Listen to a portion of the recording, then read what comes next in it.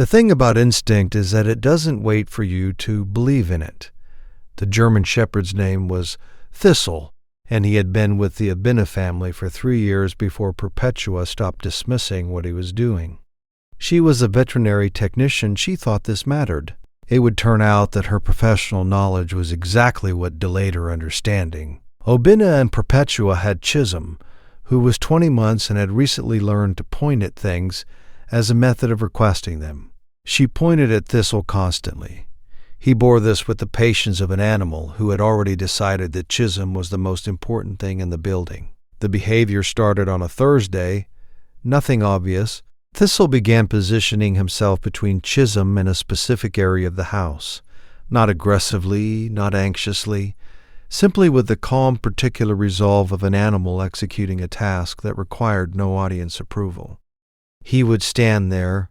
He would wait. If Chisholm moved toward the area, he moved with her. If she reached for something, he was already there.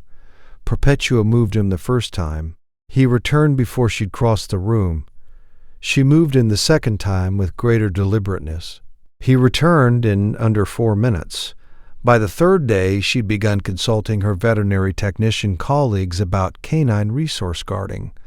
The wrong question, arriving from the wrong framework, producing entirely wrong conclusions. Her expertise was the problem. She had a category for what she was observing. The category was incorrect. Obina was less certain.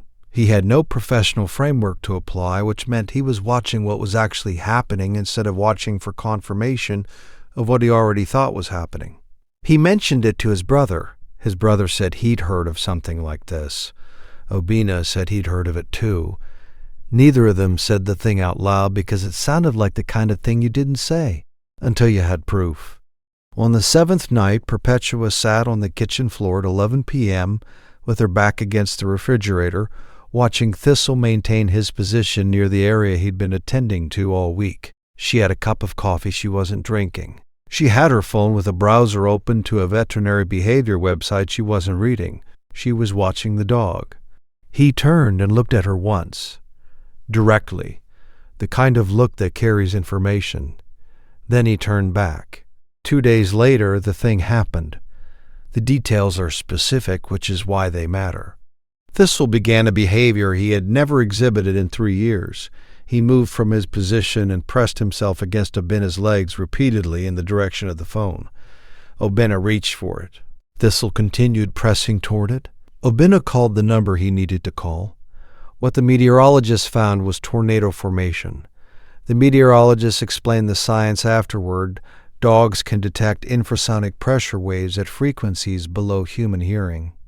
The window between detectable and symptomatic in this specific case was the window in which Thistle had been standing in exactly that spot, in exactly that position, for exactly that many days.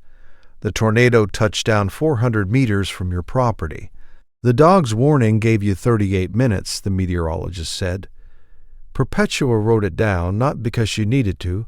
She would remember it without writing, but because she needed to do something with her hands in that moment. She had a category now. The category was, I had a professional framework that was wrong. The dog had no professional framework and was right. This is not an abstract thing. The family went through the math together later. The number of days, the progression of what had been building, the window they'd had. Thistle had started attending to the situation before any instrument would have detected it, before any symptom would have been visible, before any human sense would have registered anything as wrong. He was working from a different data set. The family modified the house. They had the inspection. They followed the protocol. They thanked everyone they were supposed to thank. What they couldn't do was fully account for Thistle's contribution in any of the official paperwork. There wasn't a field for it. The meteorologist put early detection in the report. Early detection is accurate. It is also incomplete. Perpetua sits differently on the kitchen floor now, differently than she sat in the beginning of the story. Lower, more settled, with Thistle beside her instead of across the room from her. She had 20 years of professional training. She had a dog who'd been paying attention to things she didn't have instruments to measure. She doesn't say she was wrong.